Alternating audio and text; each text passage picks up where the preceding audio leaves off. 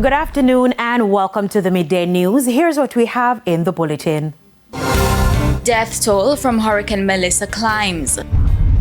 Hundreds of schools reopen in the aftermath of Hurricane Melissa. And later in sports, ISA still undecided about the resumption of Manning and the Costa Cup competitions. Thank you for joining us. I'm Kerry-Ann Simpson. Here are the details. We begin this afternoon with the latest death toll from Hurricane Melissa. Speaking at a press briefing this morning, Information Minister Dr. Dana Morris-Dixon says the death toll has climbed to 45. Hanover, 2, Westmoreland, 15, St. James, 6, Trelawney, 2, St. Anne, 1, Portland, 1, St. Elizabeth, 18. So that's a total confirmed of 45. In terms of postmortems, they have been able to conduct 33 postmortems to date. In the meantime, Dr. Dixon says the number of registered donors have increased since the launch of the Support Jamaica website. To date, 170 registered donors and 40 bilateral partners have provided aid to Jamaica. Up to 8:07 this morning, the total was US $1.08 million plus an extra $53.218 million Jamaican dollars in donations on that portal. There are donations that come in directly to the account, and so at our next briefing on Thursday, I'll be able to give you the total that has come in via direct deposit to the accounts. What I've given you is just for the credit card transactions. Now, as it relates to education, Dr. Dixon says hundreds of schools have been reopened. I'm very happy to note, PS, that 526 schools were open. That's a very significant number. We're very grateful for that. And we also know that many of the teachers and other members of staff, they have difficulties at home in many instances and even with their families, but they're still making the effort to come out, and we are so grateful to them and we thank them for all their efforts in working to get schools back. And those that aren't open, I know there's so many principals who are WhatsApping me about what they're doing, and they're working really hard to get back school, to get our schools open. And so we thank them for all of those efforts in spite of everything that is happening.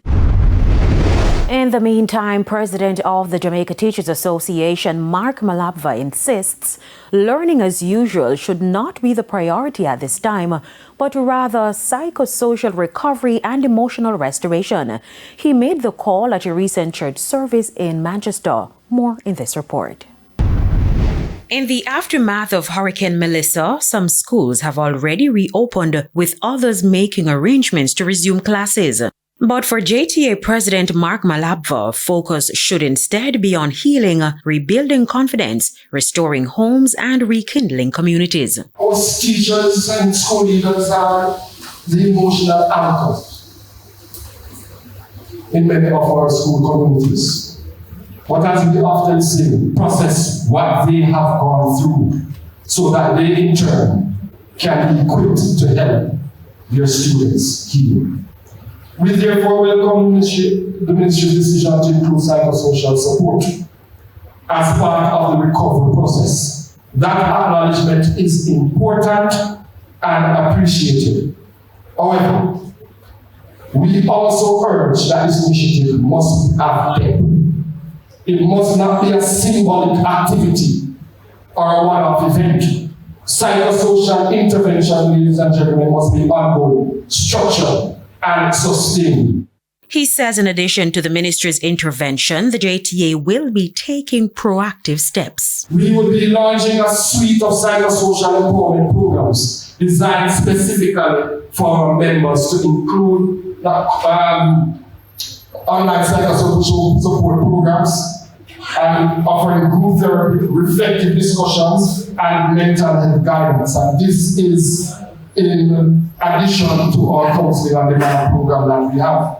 In addition to relief supplies, the JTA has allocated $35 million to assist teachers severely impacted by the hurricane. This will be distributed as follows: $3 million for needed relief supply kits for teachers, and $30 million for redistributing infrastructure, rebuilding infrastructure, homes and schools to some extent, and $2 million for logistic support. These funds will be distributed on a ratio of 5-4-2-1, with 5 going to the hardest hit areas. Each region's executive will spearhead assessments within their areas to determine the most urgent needs, working in coordination with NROC for oversight and final approval. In the meantime, Mr. Malabva says even as the JTA focuses on restoration, it will continue to advance other important areas of its mandate. The JTA remains committed to ensuring that the negotiations and discussions surrounding our members' conditions of service, which are not overdue, continue to move forward.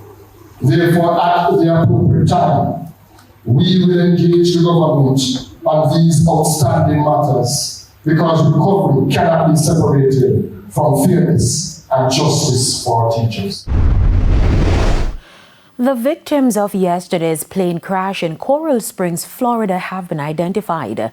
The deceased have been identified as 53-year-old Alexander Worm and his 22-year-old daughter Serena Worm. The plane, which was laden with hurricane relief supplies, was destined to Jamaica.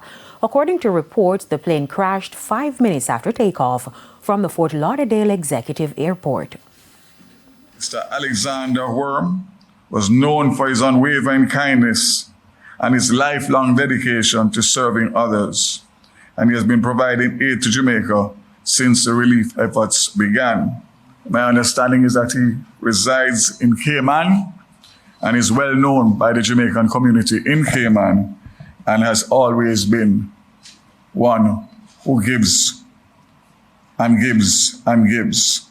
So again, I want to say our thoughts and prayers are with their family and friends during this difficult time. Vendors at the Falmouth Market complain that the market has been in a deplorable state before the hurricane. If you want to go in the market when the rain falls, you have to use a cat. And cat, $300 go in, $500 come out, market and pool. Go down the right there now, market and pool. That. And we want the water at the gate, the water is its main thing. To fix the water, the draining and everything. Because right now, see, I'm a water boat, never put on and take off my shoes. If you come in, because the things them inside, you understand? So we want everybody to work together and jam together and fix and let the market come back the right way. You see this market? The market a good market, good proper market. And just to note, there was cleanup activities at the Falmouth Market on yesterday. We'll have more in Primetime News. It's now time for a break. Stay with us, more stories when we return.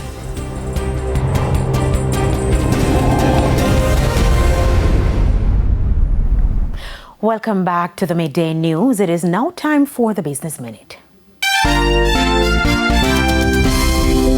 Dollar Financial Services says only 4% of its loan portfolio is exposed to areas hardest hit by Hurricane Melissa. The company says while this represents a modest portion of its overall business, it has already begun assessing the impact, supporting affected clients, and implementing recovery and risk mitigation measures. Dollar Financial acknowledges there will be short-term disruptions, including limited branch access, temporary payment delays, and some localized credit exposure. Further afield, rental car companies are seeing a spike in one-way rentals. It comes amid the widespread flight cancellations at major U.S. airports, which is the FAA's effort to try to counter the effect of air traffic controller staffing shortage due to the government shutdown. The flight cuts have led to thousands of delays and cancellations across the country. Rental car company Hertz has reported a 20% rise in one-way rentals. Travelers are renting vehicles as a backup plan to help reach their destinations. And that's it for the Business Minute. I'm Prince Moore. Thank you, Prince Moore. Time now for the top regional and international stories.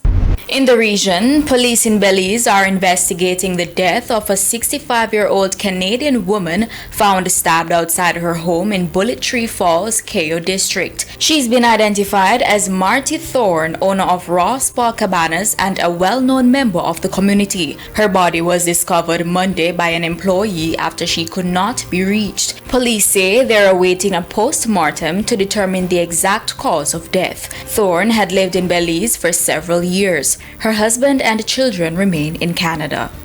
And on the international scene, families in India grieved their loss Tuesday outside a hospital after a car explosion in one of Delhi's most popular neighborhoods killed at least 10 people Monday and put the country on edge.